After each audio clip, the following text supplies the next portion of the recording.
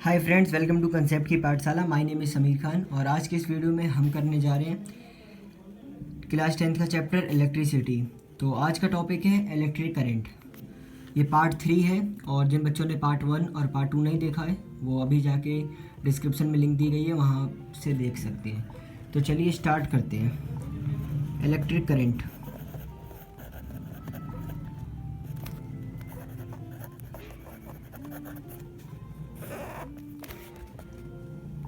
Electric current या फिर हम कह सकते हैं इलेक्ट्रिसिटी। ठीक, हमें इलेक्ट्रिसिटी का मतलब पता होना चाहिए क्योंकि ये हमारा टॉपिक है। ठीक, चैप्टर का नाम क्या गया है, हमें मीनिंग ही नहीं पता, हमें पता ही नहीं चैप्टर का नाम की जो हमारी डेफिनेशन है वो क्या है। ठीक, अगर हमें नहीं पता तो फिर हम आगे का टॉपिक पढ़ रहे हैं, हम उससे कोई फ़ायदा नहीं। ठीक, तो इलेक्ट्रिक करंट या फिर इलेक्ट्रिसिटी दोनों सेम चीज़ है। तो आप यहाँ पे देख सकते हो कि जो हमारा इलेक्ट्रिसिटी है वो दो वर्ड से बना है। एक हमारा इलेक्ट्र हमारा छोटा वर्ड है यहाँ पे electron.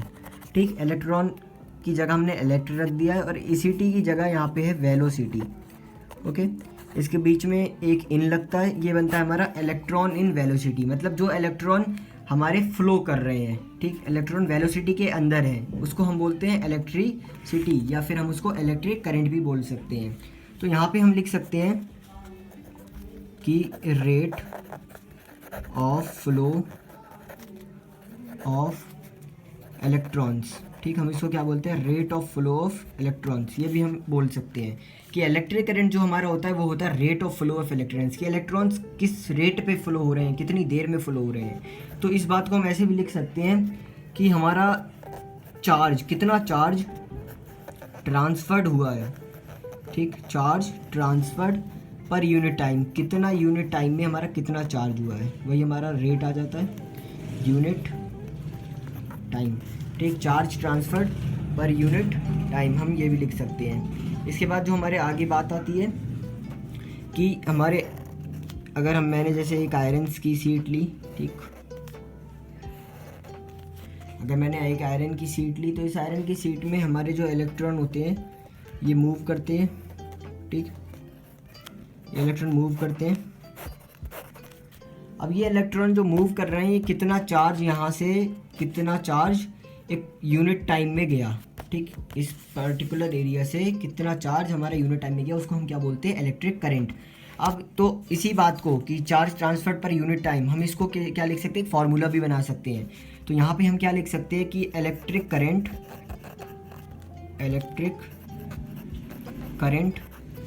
Is equal to, electric current हमारा किसके इक्वल होगा, इलेक्ट्रिक करंट हमारा होगा चार्ज ट्रांसफर्ड।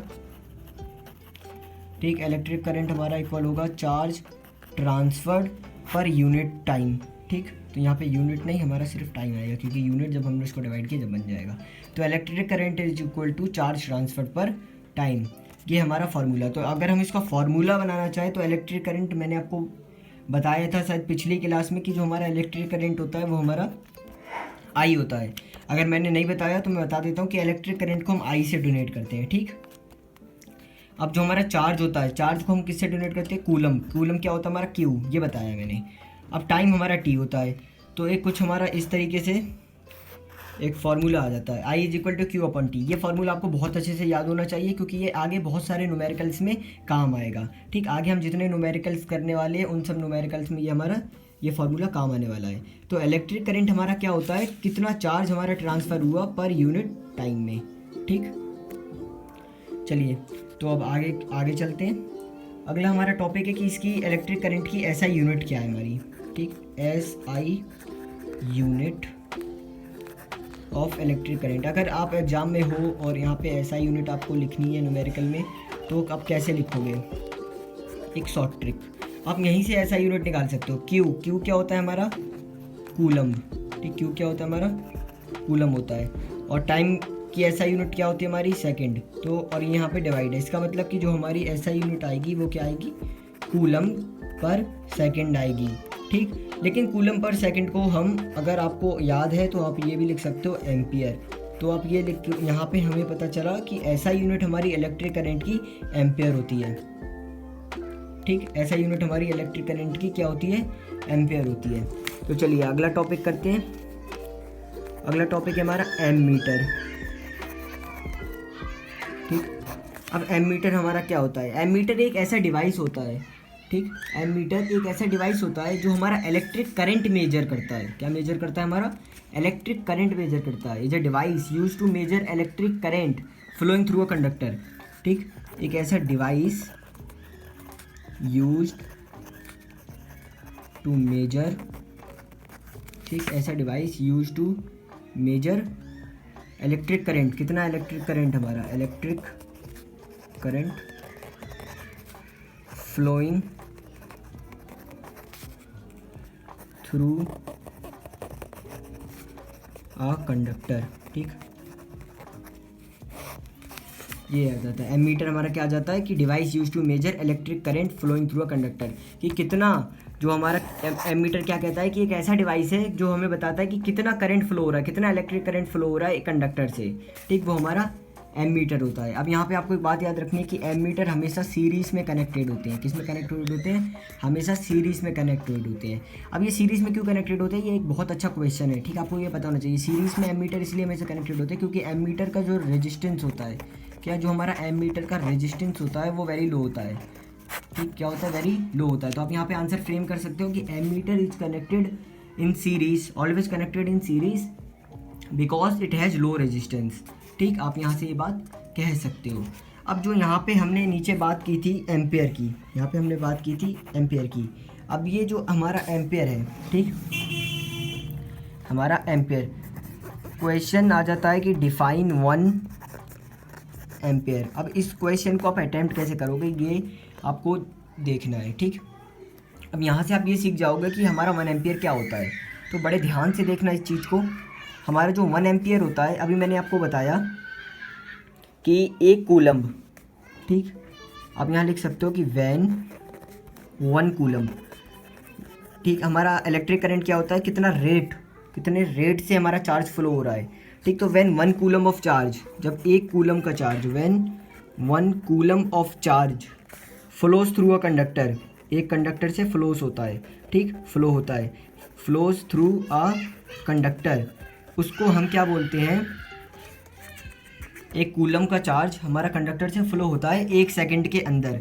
आपने 9th में जूल की पढ़ी थी, उसी तरीके से हमारी ये एम्पियर की भी है, ठीक। जैसे आपने जूल की पढ़ी थी कि हमारा जो वर्क होता है वो 1 मीटर जब हम उसको डिस्प्लेस करते हैं, ठीक, और जो हमारा वहाँ पे फोर्स लगती है वो 1 न्यूटन की लगती है, तो वहाँ पे हमारा 1 जूल आता है। इसी तरीके से हमारा एम्पियर भी है।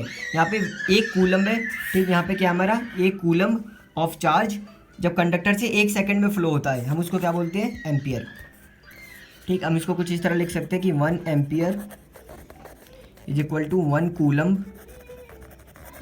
कूलम अपॉन 1 सेकेंड, ठीक। आप इसको बड़े आराम से कर सकते हो। कैसे कर सकते हो आप इसको? 1 is equal to Q upon T. Q हमारा यहाँ पे क्या है? कूलम, सेकंड क्या है हमारा? 1, तो 1 डिवाइडेड बाय 1 करोगे तो 1 ही आएगा यहाँ पे आपका, ठीक। तो जो हमारा 1 एम्पियर ये आ गया, यहाँ पे हमारा 1 एम्पियर निकल गया, ठीक। तो एक बार रिकॉल कर लेते हैं कि आज हमने क्या पढ़ा। तो आज हमने पढ़ा इलेक्ट्रिसिटी, इलेक्ट्रिक करंट और इलेक्ट्रिसिटी क्या होता है? इलेक्ट्रिसिटी हमारे 2 वर्ड से बने हैं, इलेक्ट्रॉन इन वेलोसिटी, इन बीच में आता है इलेक्ट्रॉन इन वेलोसिटी, मतलब इलेक्ट्रॉन हमारे फ्लो कर रहे हैं। इसका मतलब होता है इलेक्ट्रिक करंट का rate of flow of electrons, कि हमारे जो इलेक्ट्रॉन्स हैं वो कितनी स्पीड पे फ्लो हो रहे हैं, ठीक। या हम इसको ये भी कह सकते हैं charge transfer per unit time. तो जब हमारे फ्लो करते हैं तो हमारे कितनी देर में यहाँ से गए, उसको हम क्या बोलते हैं? Charge transfer per unit time, उसको हम बोलते हैं इलेक्ट्रिक करंट, ठीक। इलेक्ट्रिक करंट की जो हमारी फार्मूला बनता है वो है I equal to Q upon T. आपको मैंने बता दिया चार्ज ट्रांसफर हमारा क्यू होता है कूलम, टाइम हमारा सेकंड होता है, I equal to Q upon T बन जाती है। जब ऐसा यूनिट पूछे तो कूलम अपन सेकंड है, क्यू अपन टी है, तो यहाँ पे कूलम अपन सेकंड आ गया।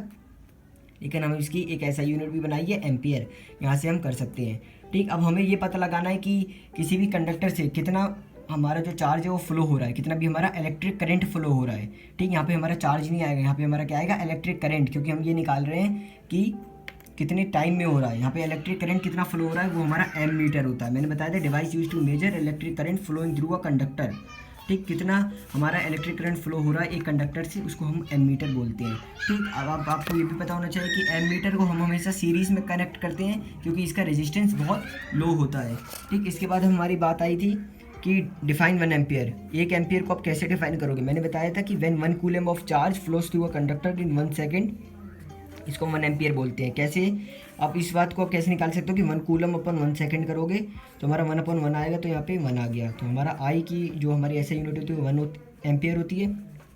आंसर 1 आया तो आप 1 की जगह यहाँ पे क्या लिख दोगे 1 एम्पियर, हमारा आंसर 1 एम्पियर आया। ठीक, तो अगर आपको हमारी वीडियो अच्छी लगती है तो हमारी वीडियो को लाइक और शेयर करना ना भूलें। तो आज की वीडियो में इतना ही। Thanks for watching the video.